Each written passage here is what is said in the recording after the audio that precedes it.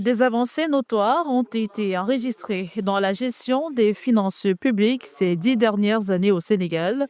Aujourd'hui, le pays mise sur un modèle économique différent qui va davantage renforcer sa gouvernance financière. On était noté par l'enquête sur le gouvernement ouvert, on était noté à 0 sur 100. Aujourd'hui, avec ces informations qui sont mises à la disposition du public, nous voyons les pistes d'amélioration. Et c'est cela que nous voulons consolider en organisant ces dialogues. Parce que ces défis, on voit qu'ils jalonnent toute la chaîne du processus budgétaire.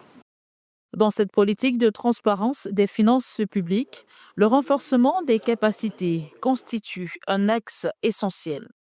Lorsque vous avez une réforme, il y a de nouvelles pratiques. Et les acteurs, souvent, ne sont pas outillés pour pouvoir donc porter efficacement ces réformes. Et donc, c'est en ce moment que la fonction renforcement des capacités vient avec les outils nécessaires, avec les habilités nécessaires pour aider à porter efficacement ces réformes afin d'atteindre donc l'objectif de politique publique. Ces mécanismes devront reposer sur la synergie entre les acteurs pour assurer leur efficacité. Nous sommes en train de rectifier beaucoup de choses à l'Assemblée nationale pour que la population s'approprie du budget dans toutes les langues. Parce que nous essayons de faire des progrès et de voter des lois.